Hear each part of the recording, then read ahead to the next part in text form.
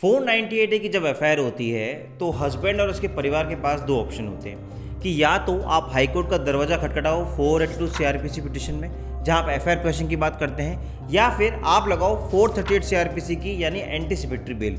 अब दोनों में से क्या लगाना चाहिए एक अलग मुद्दा है, लेकिन जब सवाल उठता है कि हम अग्रिम जमानत यानी एंटीसिपेटरी बेल जो 438 सीआरपीसी होती है वो लगाते हैं तो हमें किन बात का ध्यान रखना चाहिए और सुप्रीम कोर्ट ने हाल ही में 438 के ऊपर क्या बोला है, उन सब बातों को जानने के लिए आज हमने आपके लिए खास वीडियो बनाया है।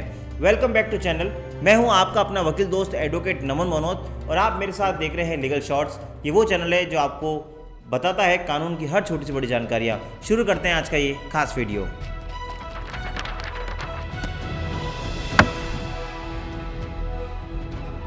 दोस्तों आज हम बात कर रहे हैं 498A यानी जो दहेज को लेके जो एक एफआईआर दर्ज होती है उसमें अग्रिम जमानत की।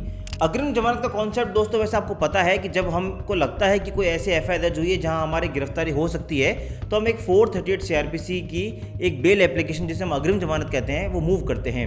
ये सबसे पहले सेशन कोर्ट में मूव होती है और सेशन कोर्ट में अगर आपको रिलीफ नहीं मिलता है तो उसके बाद आपको हाई कोर्ट जाना होता है और अगर हाई कोर्ट भी नहीं दे तो फिर सुप्रीम कोर्ट जाना होता है। लेकिन हालांकि अगर हम बात करें सुप्रीम कोर्ट के जजमेंट्स की, जैसे अर्नेश कुमार, इसमें तो सुप्रीम कोर्ट ने यह कहा था कि अगर आपके 7 साल से कम की सजा है यानी 498A आईपीसी का केस आप पे लगा है तो आपको तुरंत गिरफ्तारी नहीं कर सकते, 41A का नोटिस देना पड़ेगा। लेकिन ये सब होने के बावजूद भी हमने अपने एक्सपीरियंस से देखा है पुलिस गिरफ्तारियां करती है 498A आईपीसी में। अब बाद में बेल हो जाए वो एक अलग बात है, लेकिन गिरफ्तारी तो कर सकती है। गिरफ्तारी तो कर सकती है, इससे बचने के लिए हम लगाते हैं अग्रिम जमानत। अब जब आप अग्रिम जमानत लगाते हैं तो सबसे पहले आप सेशन कोर्ट जाएंगे तो वहाँ आपको चाहिए होगी एक एफआईआर की कॉपी और आपको ये आर्गूमेंट करना होगा कि कैसे मेरा इस केस से कोई वास्ता नहीं है। अगर आप हस्बैंड हैं तो आपको ये दिखाना होगा कि मैंने किस तरह से क्रूअल्टी नहीं की है। अगर आप बाकी रिलेटिव हैं तो आप ये भी आर्गूमेंट रेज कर सकते हैं कि जैसे मैं इस घर में नहीं रहता हूँ या जैसे मैं brother in law sister in law हूँ, मेरा कभी इनसे काम ही नहीं पड़ा, सिर्फ एक बार आने या 2 बार आने से मेरा नाम उस एफआईआर में लिखवाया गया है। तो ये सारी बातें हम रेज करते हैं।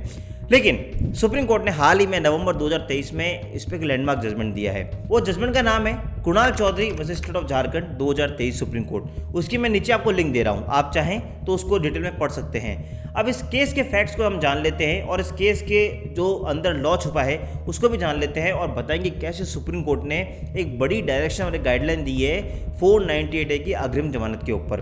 तो आज हम बात कर रहे हैं उसी जजमेंट के बारे में। सबसे पहले इस फैक्ट्स की बात करें तो वाइफ 498A की एफआईआर दर्ज कराती है हस्बैंड के खिलाफ। हस्बैंड तुरंत पहुंचते हैं अपने सेशन कोर्ट के अंदर। सेशन कोर्ट में 438 सीआरपीसी की जब बेल एप्लीकेशन लगाते हैं तो वो डिसमिस हो जाती है। डिसमिस होने के बाद वो पहुंचते हैं झारखंड हाई कोर्ट के अंदर। जब वो झारखंड हाई कोर्ट पहुंचते हैं, अपना आर्गूमेंट रखते हैं तो हाई कोर्ट उनकी 438 में बेल ग्रांट कर देती है। यहाँ तो कोई दिक्कत नहीं होती है। लेकिन जब हाई कोर्ट बेल ग्रांट करती है तो बेल ग्रांट करने से पहले कंडीशन डालती है कि हम एक ही कंडीशन पे आपको बेल देंगे कि अगर आप अपनी वाइफ को अपने साथ घर पे ले जाएं और घर पे साथ ले जाएं और साथ साथ उसे प्रॉपर डिग्निटी के साथ रखें तो हम आपको बेल देंगे, यानी ये कंडीशनल बेल है। इस ऑर्डर से वो एग्रीड होते हैं। वो जो हस्बैंड है वो कहते हैं कि आप इस तरह की कंडीशन मुझ पर इम्पोज नहीं कर सकते। तो वो क्या करते हैं, वो तुरंत प्रभाव से उस बेल एप्लीकेशन जो हाई कोर्ट ने डिसाइड की होती है उसी में एक वो मॉडिफिकेशन एप्लीकेशन मूव करते हैं। दोस्तों वैसे मॉडिफिकेशन एप्लीकेशन का मतलब ये होता है कि अगर कोई आपके साथ कोई ऐसा ऑर्डर आपको मिला है जिसमें आपको लगता है कि कोई पर्टिकुलर कंडीशन है जो गलत है या आपको कुछ थोड़ा बहुत ऑर्डर में मॉडिफाई कराना है तो आप जिस कोर्ट ने ऑर्डर पास किया है वहीं पे एक मॉडिफिकेशन एप्लीकेशन लगा सकते हैं। तो उन्होंने भी ऐसा ही किया। उन्होंने मॉडिफिकेशन एप्लीकेशन लगाते हुए ये कहा कि सर बेल आप दें या नहीं दें एक अलग बात है, लेकिन आप कैसे मुझे फोर्स कर सकते हैं कि मैं अपनी वाइफ को घर ले जाऊं और उसको डिग्निटी से रखूं, और मैं ले जाने को तैयार भी हूं, लेकिन मेरी वाइफ ये कह रही है कि आपको मेरे साथ कॉन्जुगल रिलेशन बनाने पड़ेंगे यानी मैरिटल लाइफ को निभाना पड़ेगा। You can not force me on that. इस जब एप्लीकेशन को वो मूव करते हैं तो हाई कोर्ट अगेन उनकी इस एप्लीकेशन को डिसमिस कर देता है। और जब हाई कोर्ट डिसमिस करता है तो उसमें एक बात लिखता है कि because of the adamant attitude of the husband we are dismissing this bail application. अब इस एप्लीकेशन के डिसमिसल के खिलाफ वो सुप्रीम कोर्ट पहुंचते हैं और सुप्रीम कोर्ट में ये पूरा मुद्दा वापस उठता है।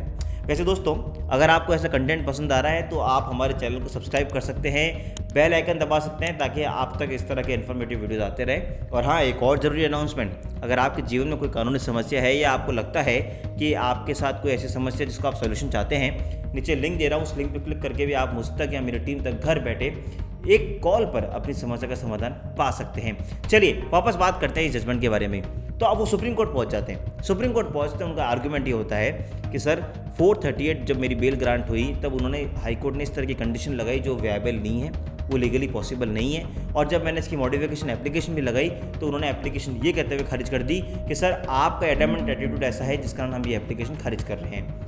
सुप्रीम कोर्ट अपने सारे पुराने जजमेंट्स का एनालिसिस करता है और ऑनरेबल सुप्रीम कोर्ट ये बात कहता है कि हम ये कई बार कहते आए हैं कि जब आप किसी को कोई बेल ग्रांट कर रहे हैं तो कभी भी इस तरह की कंडीशन नहीं लगा सकते जो लॉ में कहीं प्रिस्क्राइब नहीं है। दोस्तों हमने कई सारे जजमेंट देखे हैं जहाँ सुप्रीम कोर्ट बार बार ये कहते आई है कि अगर आप किसी को बेल दें या नहीं दें वो एक अलग मुद्दा है, लेकिन जब आप किसी को बेल दे रहे हैं तो कुछ भी ऐसी कंडीशन नहीं लगा सकते जो उसको डिफिकल्ट बनाता हो। कई बार हाई कोर्ट कंडीशन लगा देती है कि एक कंडीशन पे बेल देंगे अगर आप 5 लाख 10 लाख का ये अमाउंट दो, या आप ये कंडीशन लगा देती है कि आप जाइए ये 10,000 पेड़ लगा के आइए, जो सरासर गलत है। सुप्रीम कोर्ट बार बार मना करते हुए आई है इस केस में। और सुप्रीम कोर्ट ने बोला कि पहली बात तो हाई कोर्ट को ऐसी कंडीशन लगानी ही नहीं चाहिए कि वो अपनी वाइफ को साथ पे घर पे ले जाए और उसको डिग्निटी के साथ रखे। आपको नहीं सही लगता आप उसकी बेल खारिज कीजिए, लेकिन कंडीशन लगा के आप बेल नहीं ले सकते।